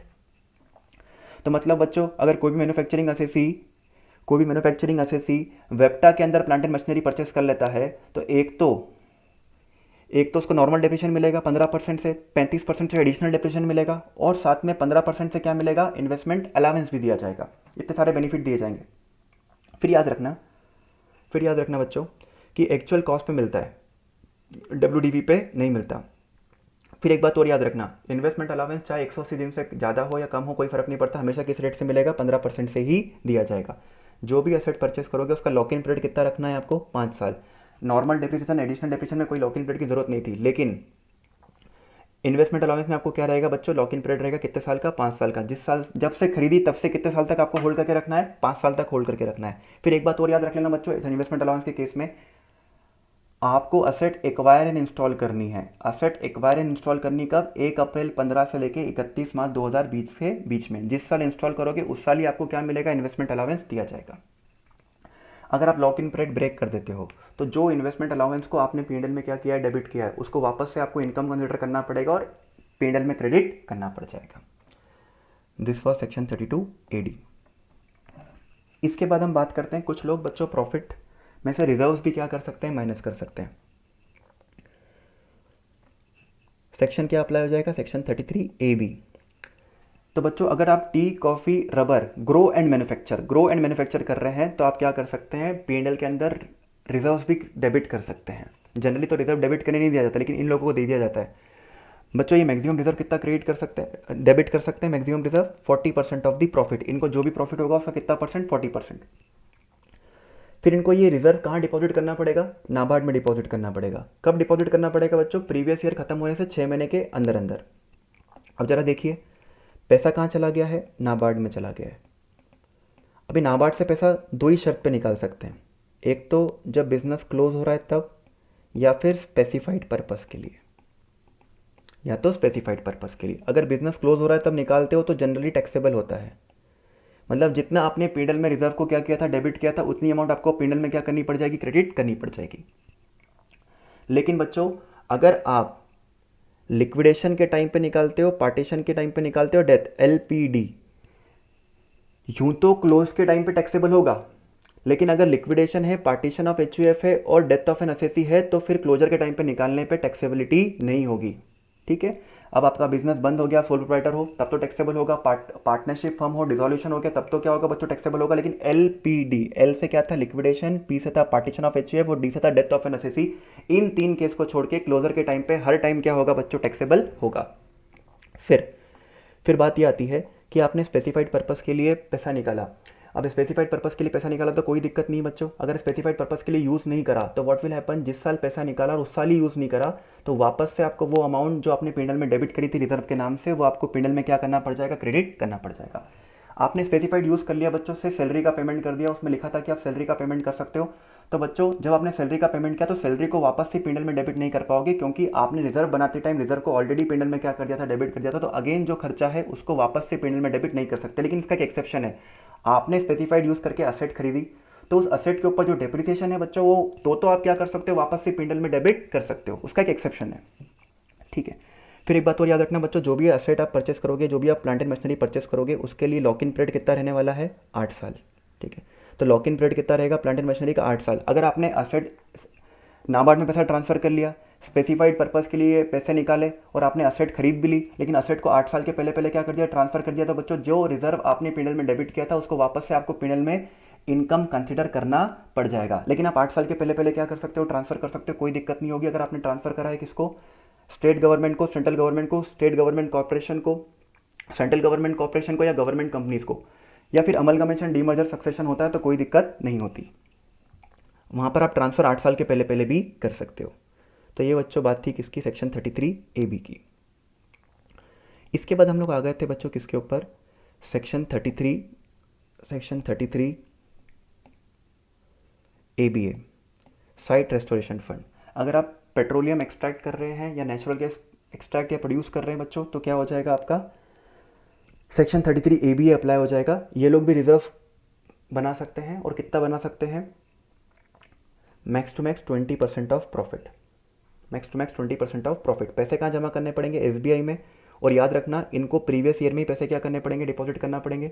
उसका स्पेसिफाइड यूज़ करना पड़ेगा बच्चों, स्पेसिफाइड यूज़ नहीं करा, जिस साल पैसा निकाला तो वो वापस से आपकी इनकम कंसिडर कर लिया जाएगा। प्लांट एंड मशीनरी खरीदते हो तो 8 साल का लॉक इन पीरियड है, 8 साल का लॉक इन पीरियड तोड़ोगे तो जितना अमाउंट आपने डेबिट किया था वापस से पीएनएल में क्या करना पड़ेगा, आपको क्रेडिट करना पड़ जाएगा। मतलब जितना आपने मिस यूटिलाइज किया है उतना अमाउंट वापस से आपको पीएनएल में क्या करना पड़ जाएगा बच्चों, क्रेडिट करना पड़ जाएगा। 8 साल से पहले पहले भी आप बेच सकते हो, तो वही बात अप्लाई हो जाएगी जो सेंट्रल गवर्नमेंट स्टेट गवर्नमेंट के केस में, जो 33AB के केस में अप्लाई हुई थी बच्चों।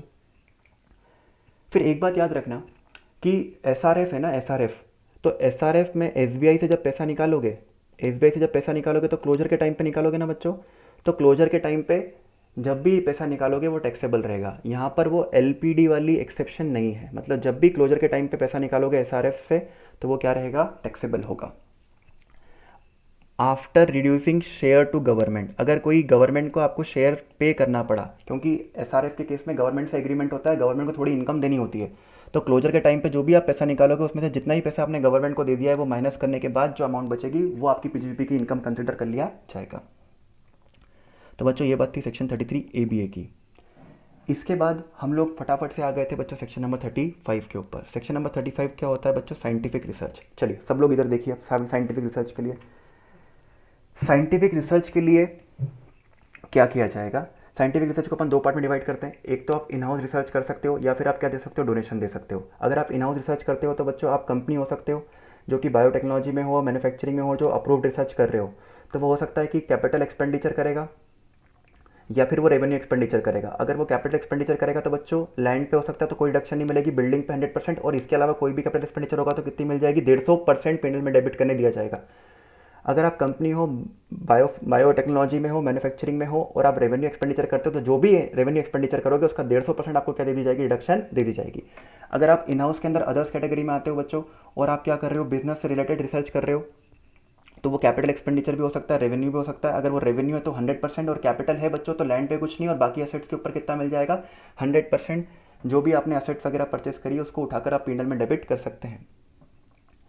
फिर एक बात और थी, अगर आप रिसर्च करते हैं लेकिन आपने रिसर्च का काम बिजनेस चालू होने से पहले कर रखा है, तो जो भी 3 साल के रेवेन्यू एक्सपेंडिचर है, और रेवेन्यू एक्सपेंडिचर में सिर्फ 2 ही चीज़ें, सैलरी और रॉ मटेरियल, और सैलरी के अंदर पर्क्स को इंक्लूड नहीं करना है, तो पिछले 3 सालों के जो भी खर्चे होंगे वो आप जब बिजनेस कमेंस करोगे उस साल के पीएनएल में क्या कर सकते हो, 100% डेबिट कर सकते हो।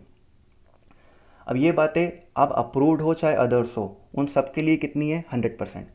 अगर आप रिसर्च कर रहे हो और रिसर्च बिजनेस चालू होने से पहले कर रहे हो और आपने कुछ कैपिटल एक्सपेंडिचर भी कर रखे हैं बच्चों, तो पिछले 3 साल के कैपिटल एक्सपेंडिचर एक्सेप्ट लैंड, आप जब बिजनेस कमेंस करोगे तो पीएनएल के अंदर पहले साल ही क्या कर सकते हो, 3 साल के कैपिटल एक्सपेंडिचर का 100% पीएनएल में डेबिट कर सकते हो एक्सेप्ट लैंड। आई बात समझ में।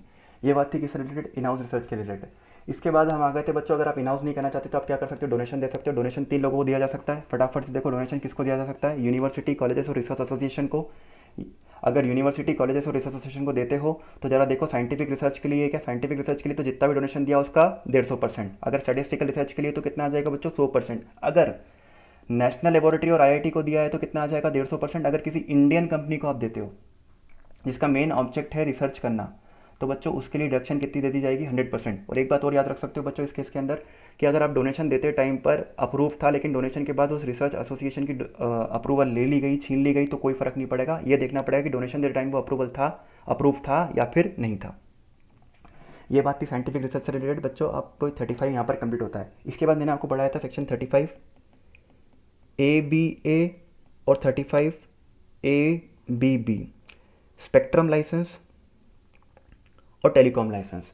बच्चों जो टेलीकम्युनिकेशन कंपनी होती है उनके पास ऑप्शन होता है कि जब भी वो स्पेक्ट्रम लाइसेंस खरीदे या टेलीकॉम लाइसेंस खरीदे तो उसके ऊपर वो डेप्रिसिएशन कैलकुलेट कर सकते हैं इंटेंजिबल मानकर।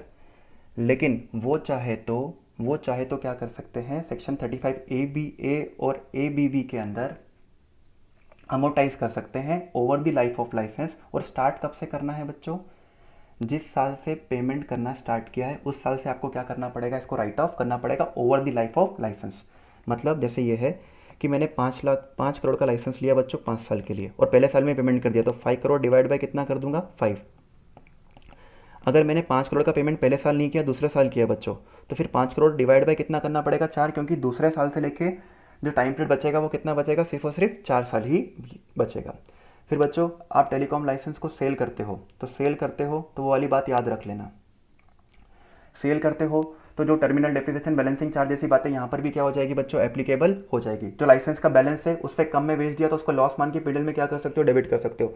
लाइसेंस का जो बैलेंस है उससे ज़्यादा में बेच दिया तो बच्चों up to the cost will be considered as the profit and P&L में क्या करा जाएगा, क्रेडिट करा जाएगा। एंड कॉस्ट से ज़्यादा में बेच दिया तो उसको क्या बोल देंगे बच्चों, कैपिटल गेंस।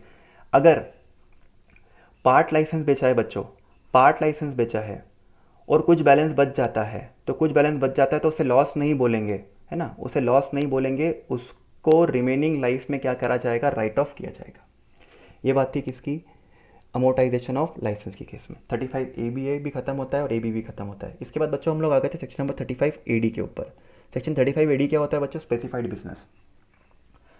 स्पेसिफाइड बिजनेस जो भी पर्सन कर रहा है उसके पास उसको एक बेनिफिट दिया जाता है कि वो जो भी कैपिटल एक्सपेंडिचर करेगा अदर देन लैंड, गुडविल और इन्वेस्टमेंट, वो क्या कर सकता है, 100% P&L में एक ही बार में डेबिट कर सकता है। लेकिन याद रखना पड़ेगा जो भी असेट रहेगी उसका लॉक इन पीरियड कितना है, 8 साल। एंड ऑडिट कराना क्या रहेगा, कंपलसरी रहेगा। फिर हम बात करते हैं स्पेसिफाइड बिजनेस होता क्या है। तो बच्चों प्रियंका चोपड़ा के BF ने HHH के वाईफाई से मैसेज किया, P से पेट्रोलियम और नेचुरल गैस की पाइपलाइन, फिर इसके बाद C से कोल्ड चेन, B से बी कीपिंग, F से था फर्टिलाइजर्स, H से था बच्चों SSS से हाउस, होटल और हॉस्पिटल, और वाईफाई के W से warehouse for agriculture produce, warehouse for sugar, I से इनलैंड कंटेनर डिपो, F से वेपर फैब्रिकेशन यूनिट और I से था आपका इंफ्रास्ट्रक्चर। ये इंफ्रास्ट्रक्चर और जो ये पेट्रोलियम वाला है ना बच्चों, इसमें अगर कंपनी कर रही है तो ही उसे स्पेसिफाइड बिजनेस कंसिडर करके बेनिफिट दिया जाएगा, बाकी के केस में कोई भी वो चलेगा। आई बात समझ में। फिर एक बात और याद रख लेना बच्चों, एक बात और याद रख लेना, अगर आपने क्या किया, स्पेसिफाइड बिजनेस में यूज़ कर रहे थे, 8 साल वहीं यूज़ किया, फिर इसको कन्वर्ट कर लिया किसके अंदर, नॉर्मल बिजनेस के सेट के अंदर, तो नॉर्मल बिजनेस के अंदर उसकी एक्चुअल कॉस्ट क्या कर ली जाएगी, निल कर ली जाएगी, उसको डेप्रिसिएशन नहीं दिया जाएगा।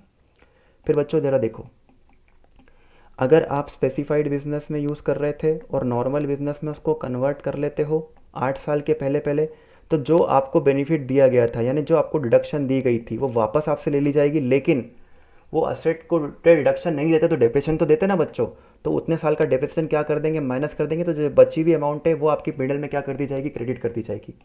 अगर आप कन्वर्ट नहीं करते हो, आप कन्वर्ट नहीं करते उस असेट को, डायरेक्टली क्या कर देते हो, ट्रांसफर कर देते हो, डिस्कार्ड कर देते हो, डिमोलिश कर लेते हो, तो अभी हमने पढ़ा सेक्शन नंबर 28 के अंदर, उसको क्या कंसिडर कर लिया जाएगा बच्चों, सेक्शन 28 की इनकम कंसिडर कर लिया जाएगा। जितने भी सम आपको मिलेगा वो sum will be credited to the profit and loss. Section 35 AD हमारा यहाँ पर क्या होता है बच्चों, कंप्लीट होता है। फिर इसके बाद हम लोग आ गए थे सेक्शन 35 CCA के ऊपर। CCA में ये बोलता है कि अगर आप कंट्रीब्यूशन करते हो रूरल डेवलपमेंट के लिए या फिर अर्बन पावर्टी इराडिकेशन फंड के अंदर आप क्या करते हो, कंट्रीब्यूट करते हो, तो आपको डिडक्शन कितनी मिल जाएगी, 100%। आप कोई भी हो कोई फर्क नहीं पड़ेगा। फिर इसके बाद आ गया था बच्चों section 35CCC। Section 35CCC was expenditure on agriculture extension. अगर आप एग्रीकल्चर एक्सटेंशन के ऊपर क्या करते हैं, खर्चा करते हैं, कोई सा भी खर्चा करो, आप कोई भी असेसी हो, कंपनी हो या अदर्स हो, कोई फर्क नहीं पड़ता, कोई भी खर्चा करो, चाहे कैपिटल हो चाहे रेवेन्यू, लेकिन कैपिटल के अंदर क्या नहीं होना चाहिए, लैंड एंड बिल्डिंग नहीं होना चाहिए। जितना भी खर्चा करोगे एक साथ P&L में कितना डेबिट कर सकते हो, 150% डेबिट कर सकते हो। इसके बाद हम लोग आ गए थे बच्चों सेक्शन 35 CCD के ऊपर, जो होता है स्किल डेवलपमेंट। काफ़ी इंपॉर्टेंट सेक्शन था जो सिर्फ और सिर्फ अप्लाई किसके ऊपर होता है, कंपनीज के ऊपर होता है। अगर कंपनी स्किल डेवलपमेंट पर खर्चा करती है अपने एम्प्लॉइज़ पे, तो बच्चों वो कैपिटल एक्सपेंडिचर करेगी या रेवेन्यू एक्सपेंडिचर करेगी, जो भी कैपिटल एक्सपेंडिचर करेगी एक्सेप्ट लैंड एंड बिल्डिंग, वो 150% क्या कर सकता है, P&L में डेबिट कर सकता है। और रेवेन्यू एक्सपेंडिचर को भी 150% P&L में क्या किया जा सकता है, डेबिट किया जा सकता है। इसके बाद हम लोग आ गए थे बच्चों प्रीलिम एक्सपेंसेस, जिसका सेक्शन था सेक्शन 35D। प्रीलिम एक्सपेंसेस क्या होते हैं बच्चों, बिजनेस चालू होने से पहले के खर्चे ना, वो मेमोरेंडम के खर्चे, आर्टिकल के खर्चे, ड्राफ्टिंग, प्रिंटिंग, फिजिबिलिटी रिपोर्ट्स ना, प्रॉस्पेक्टस के खर्चे, शेयर इशू करने के जितने भी खर्चे होते हैं, एग्रीमेंट ड्राफ्टिंग के खर्चे, वो सारे खर्चे क्या होते हैं बच्चों, प्रीलिम एक्सपेंसेस। उनका रिडक्शन आपको मिल जाएगा। आप रेजिडेंट असेसी हो तो ही आपको बेनिफिट दिया जाएगा, नॉन रेजिडेंट को सेक्शन 35 के अंदर कोई बेनिफिट नहीं दिया जाएगा। और बेनिफिट कितनी इंस्टॉलमेंट मिलेगा बच्चों, 5 इक्वल इंस्टॉलमेंट में, पूरा बेनिफिट एक साथ नहीं देंगे, 5 इक्वल इंस्टॉलमेंट करेंगे।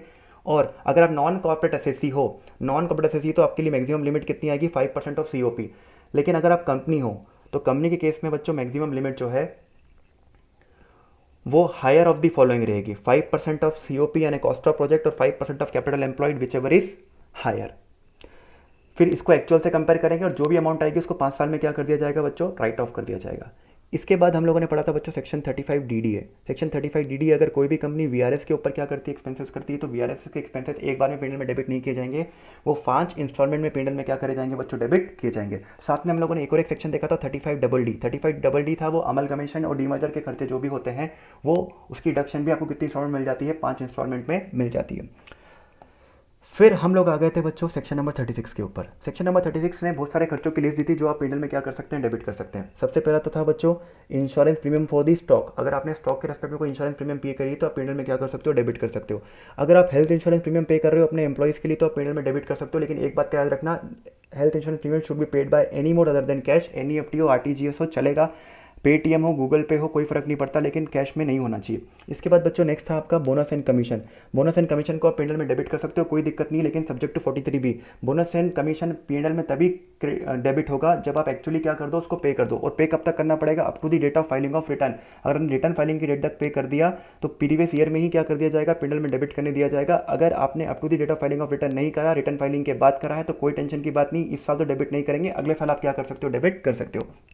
इसके बाद अगर आपने एम्प्लॉयर ने कंट्रीब्यूशन किया है बच्चों किसके अंदर, रिकॉग्नाइज फंड के अंदर, एसपीएफ के अंदर किया है, आरपीएफ के अंदर किया है, रिकॉग्नाइज ग्रेचुटी फंड के अंदर किया है, या रिकॉग्नाइज सुपरएन्यूएशन फंड में किया है, कोई भी रिकॉग्नाइज फंड में किया है, अनरिकॉग्नाइज फंड में किया है तो डिडक्शन नहीं मिलेगी। अगर रिकॉग्नाइज फंड में किया तो डिडक्शन मिल जाएगी, लेकिन सब्जेक्ट टू 43B। इसका मतलब ये होता है कि वो एक्चुअली में क्या हो जाना चाहिए, पे हो जाना चाहिए, जमा हो जाना चाहिए उस फंड के अंदर। कब तक, up to the date of filing of return. Unrecognise fund में अगर कंट्रीब्यूट करेंगे तो कोई डिडक्शन नहीं दी जाएगी। फिर है बच्चों employer contribution to the pension fund. अगर एम्प्लॉयर किसमें कंट्रीब्यूट करता है, पेंशन फंड के अंदर कंट्रीब्यूट करता है तो उसको डिडक्शन दी जाएगी, लेकिन subject to maximum amount of 10% of salary. Salary का मतलब होगा बेसिक सैलरी प्लस सीडीए। अच्छा, पेंशन फंड का मतलब वो होगा जो 80 CCD के अंदर दिया रखा है, अपन 80 CCD को बाद में पढ़ेंगे।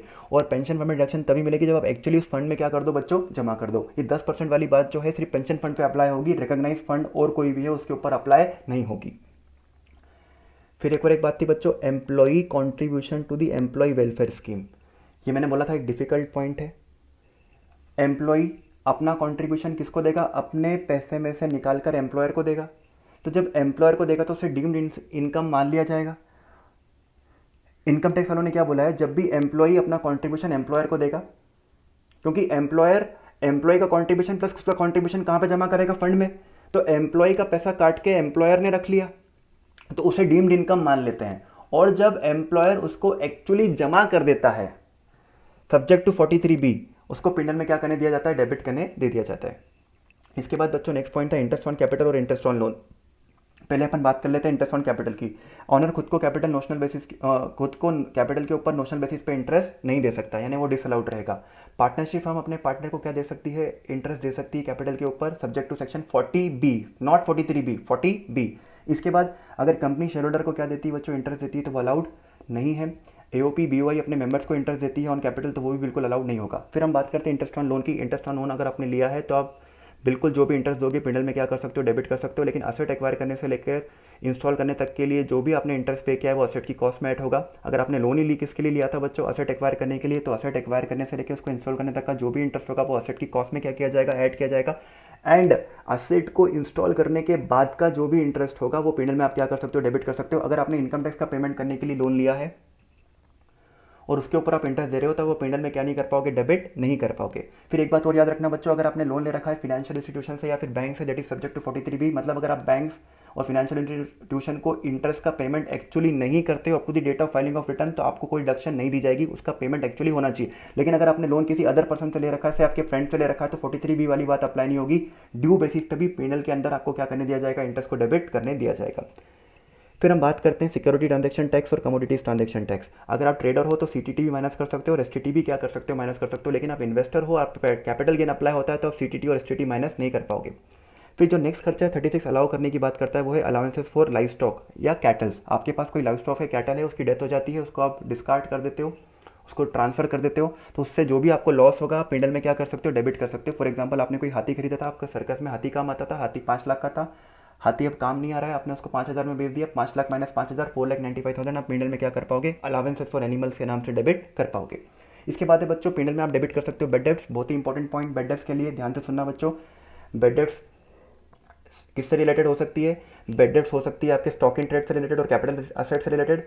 जो स्टॉक इन ट्रेड से रिलेटेड होगी उसी को ही आप पीएनएल में क्या कर पाओगे, डेबिट कर पाओगे। क्योंकि जब आपने सेल रिकॉर्ड करी होगी, सेल को इनकम कंसिडर किया होगा, तो एक लाइन लिखी है लॉ में, जिसको इनकम कंसिडर किया है उसी के रेस्पेक्ट में जो बेड डेब्ट्स है वही क्या की जाएगी, अलाउ करी होगी। लेकिन जब आपने कैपिटल असेट बेचा होगा तो बच्चों उसको इनकम करके पीएनएल के अंदर क्रेडिट नहीं किया होगा, तो उसके रेस्पेक्ट में बेड डेब्ट्स आपको अलाउ नहीं की जाएगी। फिर एक बात याद रखना बच्चों, एक्चुअल बेड डेट्स अलाउ की जाती है, प्रोविजंस अलाउ नहीं किए जाते। फिर इसके बाद याद रखना कि आपको जितनी बेड डेट्स अलाउ हुई है उतनी इनकम टैक्स वालों ने मान भी ली है, फिर जो भी आपको बेड डेट्स रिकवर होगी वो पूरी की पूरी अमाउंट क्या हो जाएगी, टैक्सेबल हो जाएगी। लेकिन प्रॉब्लम कब आएगी बच्चों, आपको बेड डेट्स कुछ और हुई थी लेकिन आपको कुछ अमाउंट अलाउ की गई थी और कुछ अमाउंट डिसअलाउ की गई थी, मतलब डिसअलाउ अमाउंट के ऊपर आप ऑलरेडी क्या दे चुके हो, टैक्स दे चुके हो। फॉर एग्जाम्पल आपकी 50,000 की बेड डेट थी, आपको 30,000 अलाउ हुए थे और 20,000 क्या हो गए थे, डिसअलाउ। अब आपको बेड डेट्स रिकवर होते हैं 25,000 के, तो बच्चों 20,000 रुपये आप ऑलरेडी टैक्स दे चुके हो, तो 25,000 में से कितना माइनस करना पड़ेगा, 20,000 बचेंगे कितने, 5,000। 5,000 ही आपको पेनल में क्या करना पड़ेगा, क्रेडिट करना पड़ेगा। फिर हम बात करते हैं बच्चों family planning expenditure, again important point. सिर्फ और सिर्फ किसके ऊपर अप्लाई होगा, कंपनी के ऊपर अप्लाई होगा। अगर कंपनी क्या करती है, फैमिली प्लानिंग के ऊपर खर्चा करती है, तो बच्चों कैपिटल एक्सपेंडिचर होगा तो कितनी इंस्टॉलमेंट रिडक्शन मिलेगा, 5 इंस्टॉलमेंट में। और रेवेन्यू होगा तो कितना होगा, 100% से खर्चा है बच्चों। कैपिटल एक्सपेंडिचर किया है उनने 5 लाख, कैपिटल एक्सपेंडिचर 5 लाख किया और रेवेन्यू एक्सपेंडिचर कितना किया है, 1 लाख। वो पूछेंगे बताओ पेनल में कितना डेबिट होगा, तो बच्चों 5 लाख को डिवाइड बाय 5 कर देना तो कितना आएगा, 1 लाख। और 1 लाख पूरा 100% एक बार में मिलेगा रेवेन्यू वाला, तो एक और एक कितना हो जाएगा, 2 लाख आपको पेनल में क्या करना पड़ेगा, डेबिट करना पड़ेगा। ऐसा किसने कहा है, सेक्शन नंबर 36 ने कहा है। फिर बात आती है बच्चों discount on zero coupon bonds. Discounts on zero coupon bonds, zero coupon bonds क्या होते हैं बच्चों, ऐसे बॉन्ड्स जो कि इशू किसके ऊपर होंगे, डिस्काउंट के ऊपर, और रिडीम किसके ऊपर होंगे, पार के ऊपर। इशू कितने हुए बच्चों, 95 पे, और डिस्काउंट और रिडीम कितने पे होंगे, पार पे 100 रुपये पे। तो 5 रुपये आपको एक्स्ट्रा देने पड़ेगा, इसको 5 रुपये को बोलते हैं डिस्काउंट। इस डिस्काउंट को भी आप पेनल में डेबिट कर सकते हो, लेकिन बच्चों 5 इंस्टॉलमेंट में नहीं, over the life of bonds. किसमें करना पड़ेगा आपको, over the life of bonds. से बॉन्ड की लाइफ कितनी बच्चों, 5 साल। लेकिन यहाँ पर याद रखना कि आपको कैलकुलेशन किस में करना है, मंथ्स में करना है।